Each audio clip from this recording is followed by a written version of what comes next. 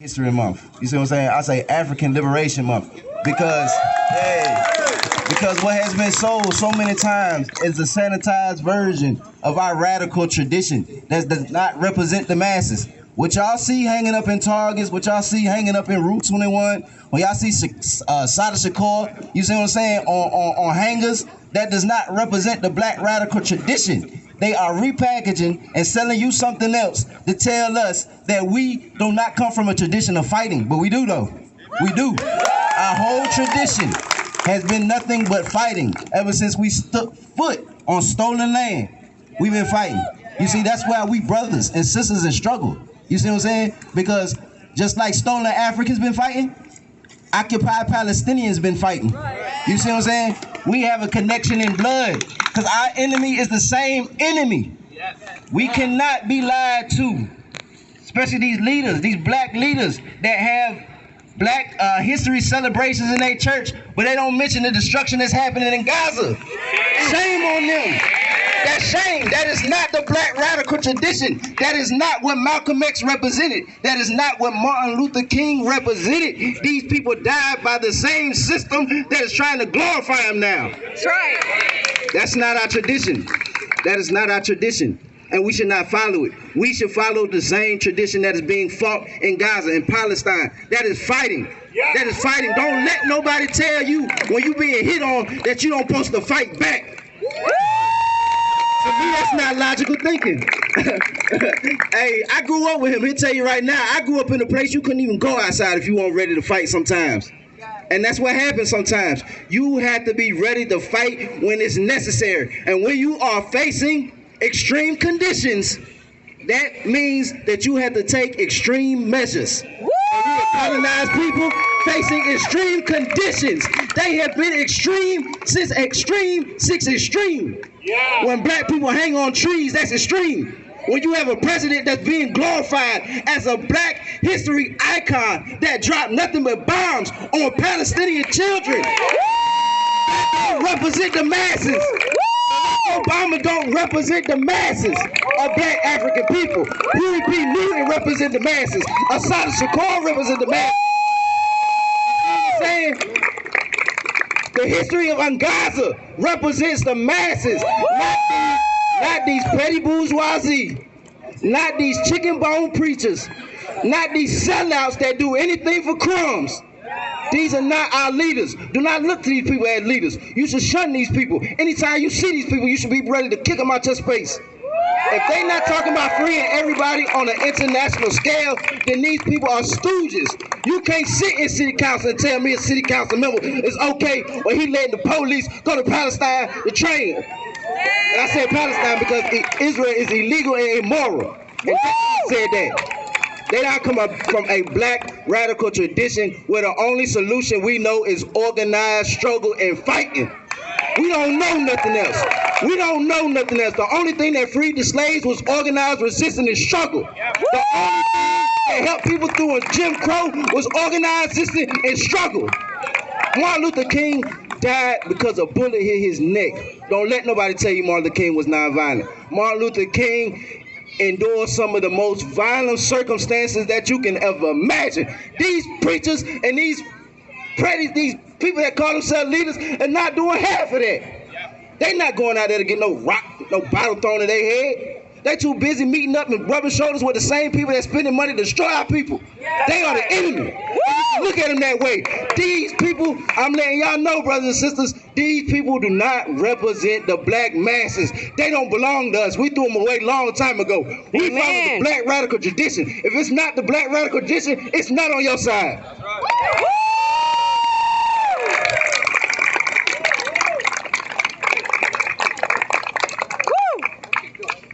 I just want to say that I just came from the hospital. I've been there all night and most of this morning, and I'm feeling sad, not just for my comrade who's in the emergency room right now, but also for this ongoing tragedy that's been going on for more than 60-something years. So if I seem like speaking in a pretty solemn tone, it's because of what's happening here in the war against Black America, and also the genocide that's going on in Gaza. So what I'd like to have with you right now is, rather than continuing just to mobilize and have rallies, I want to have a sober conversation with all my comrades, sisters, and brothers here. Yes, we celebrate Black History Month, but more important, we have to draw the lessons from our whole struggle for Black liberation. So, as I bring you greetings from Black Workers for Justice, the North Carolina Public Service Workers Union, UE 150, I'm a former president of 3 terms there. Y'all know it's a 95% Black union that stands with this struggle. And as I bring you also greetings from the Fruit of Labor World Cultural Center, which many of you have had an opportunity to visit, I want us to reflect on some Black history. As we all know, that Malcolm X was one of our most powerful leaders. When we were just struggling around freedom now against segregation, Jim Crow, white supremacy, we began to transform, move beyond just the slogan of freedom now, became Black power, just like we need power in Palestine. We need a sovereign state in Palestine. So what Malcolm taught us is that we were fighting for human rights. We weren't just fighting for civil rights, human rights, self-determination. Same thing that the Palestinians are fighting for. All oppressed nations are fighting for self-determination, fighting for liberation. These are the lessons that we learned from Malcolm, and I want to just hit on 4 points. The points of strategy, tactics, and who are our friends and who are our enemies. I don't agree with just name-calling the people who are not standing with us today. And as I look around, I'll be honest with you, I feel sad that we don't have at least half the people standing here being African Americans. I feel sad about that. I also feel pretty sad that we have to fight and push labor unions to stand with us. The working people of Palestine, the laboring people of Palestine. We're moving them, though. We're moving them. We got 164 unions that now are saying ceasefire. Some were afraid to say that before. And the reason I'm having this sober conversation with you is I'm going to lay some challenges out that we must meet if we're going to win.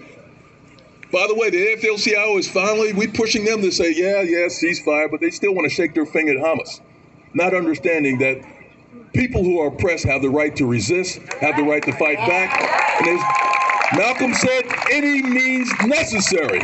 Any means necessary. These are the lessons from Black history. By the way, Black Workers for Justice, throughout all the areas where we're located, we've been doing teach-ins because a lot of African Americans are not familiar with the Palestinian people's struggle for self-determination, for nationhood, and we have to educate them. So I don't like just name calling.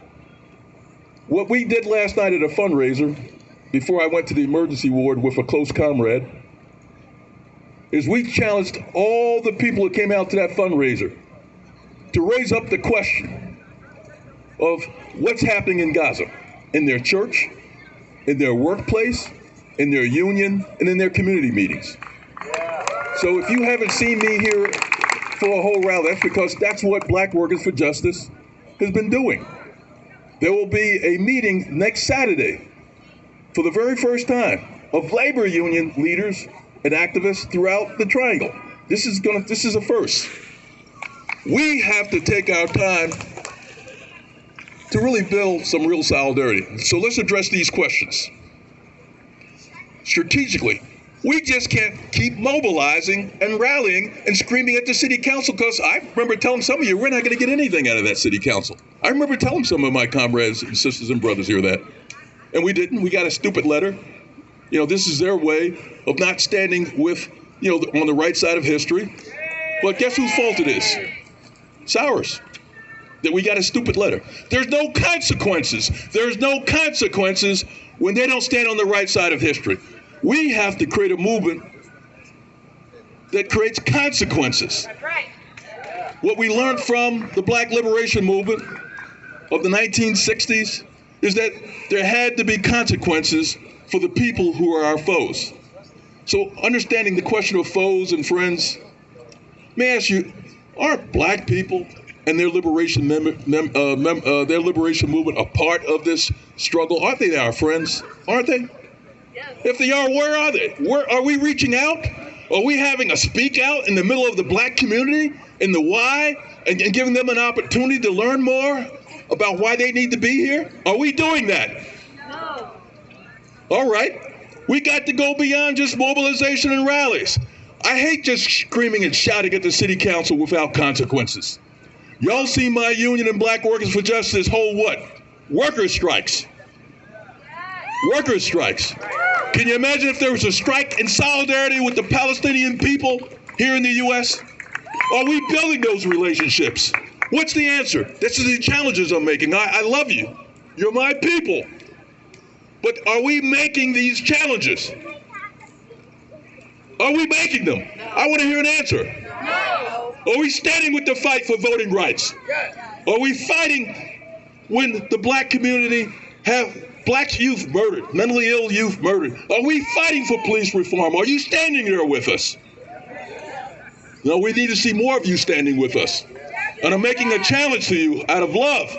Because at this moment, when the Biden administration continues to throw money at these Zionists, when the city council gives us a stupid letter, when we're asking them to take a stand and vote and show their true colors, we cannot continue just to mobilize. We need to be having car caravans going throughout the black and Latino community. We need to be pulling labor union leaders together to say, let's have a day of worker action where we walk off the job, where we hold a strike in solidarity with the Palestinian people. We need to be doing those things. I'm not talking to get cheers. I'm challenging you. I'm challenging you out of love, out of the need for greater solidarity so we can win. These are some of the lessons we've learned. And by the way, we study Black history every day, not just during Black History Month. And we've been having Black history programs at the Fruit of Labor World Cultural Center. We're going to be inviting some of the leaders here on the 22nd of this month, Thursday the 22nd, to a coalition meeting. Because many of us are fighting for things, not just with the city council, but with this government, on things such as housing, because they're obliterating the housing in our neighborhoods. They're knocking them down, building these beautiful skyscrapers with condos and $800,000. They're not building any affordable housing. They're pushing us out. They're destroying our communities like they're destroying Gaza and the Palestinian people. We have to see a connection there. We got to stand up and fight with those folks who are fighting for affordable housing. We got to stand up and fight for those that are fighting to hold on to our voting rights, because they're trying to weaken our voting rights so we can't kick their butts out. How can we put these scoundrels and criminals out of office who won't stand with us if we don't have the right to vote? We can be great allies, the African American people and other folks who are being denied this fundamental democratic right. But we have to stand with these struggles around housing, against police repression. I mean, what else is going on in Gaza other than military repression? They're trying to destroy us like we're a bunch of roaches. That's what they're trying to do in Gaza. But I'm pleading with you. Let's move beyond just mobilizing. Did you guys elect a leader? Have we elected a leader in our movement here? Have we built an organization? How are we going to fight for the long-term winning self-determination, liberation for the Palestinian nation? That's what I want to fight for. Liberation, nationhood for the Palestinian nation. But I'm not here to give a rousing speech. I'm feeling sad.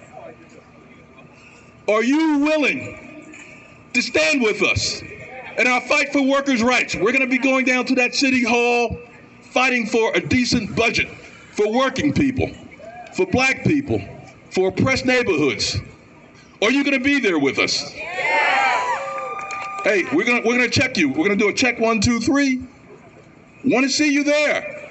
Are you gonna be fighting with us as we fight for more affordable housing so they stop destroying our neighborhoods? Like they're destroying the Palestinian nation right now with these mass bombings. 30,000 dead. I don't know how many injured. I told you I'm feeling sad, not feeling too well, but I feel good enough to be here with you today. Thank you. And I know Black Workers for Justice has its challenges as we try to deal with the many issues in the African American community. I know my union and other unions such as mine are fighting the good fight, but they need to be a part of this effort that I'm pushing for, of these militant unions, to call for a day of worker action. I don't care if it's a strike, a walkout. We have to pull unions together to cripple this business as usual with this Zionist support. And it will only happen if we take time to make sure you have leaders and you build stronger organizations so you can meet with these labor activists and unions, so that you can meet with these black, because there's other black leaders, you have not met with them. We haven't had a speak out or a forum in the middle of the black community where we try to get black community organizations to endorse them. Do you know there are neighborhood organizations that support your fight? We got to be there. We got to be there. We got to have car caravans. We got to have workers' strikes. We got to make sure there's consequences to this oppression of our sisters, brothers, and comrades in Palestine. So on that note, free, free Palestine! Free, free Palestine! Free, free Palestine! Free, free Palestine! Thank you.